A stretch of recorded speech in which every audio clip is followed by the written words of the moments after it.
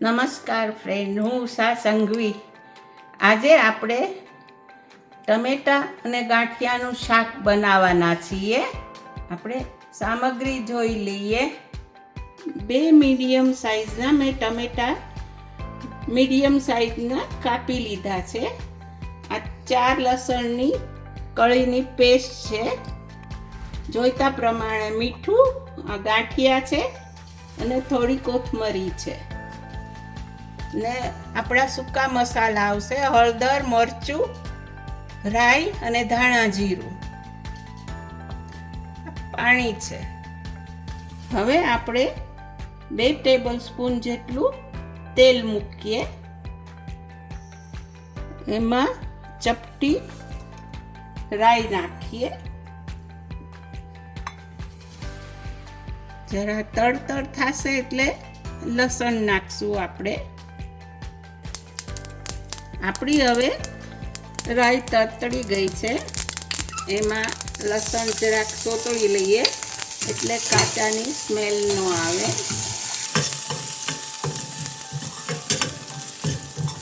હવે લસણ આપણું સોતળાઈ ગયું છે. ટમેટાં નાખી દઈએ.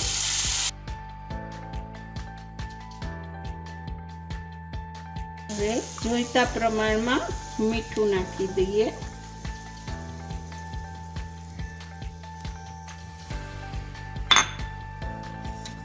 મસાલા કરી લઈએ.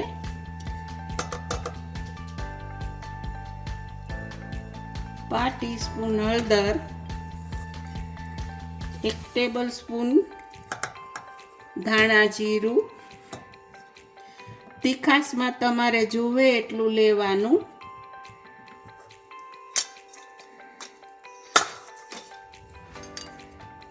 સહેજ સોતળાઈ જાય એટલે આપણે પાણી નાખશું.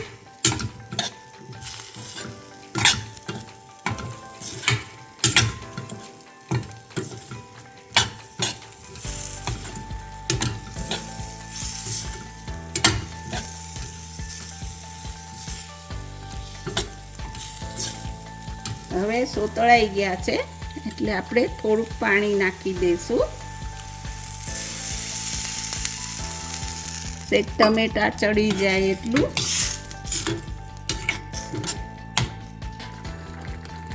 હવે આપણું શાક ટમેટા સરસ રીતે ચડી ગયા છે એટલે આપણે ગાંઠિયા નાખી દઈએ અંદર.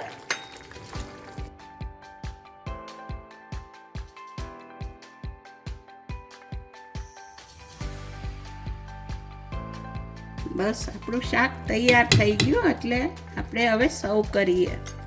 હવે આપણે આ કોથમરીથી ગાર્નિશ કરશું. સરસ મજાનું આપણું શાક તૈયાર થઈ ગયું છે. તમે પરોઠા હારે ખાઓ, ભાખરી હારે ખાઓ કે રોટલા સાથે ખાઓ પણ સરસ લાગે છે શાક.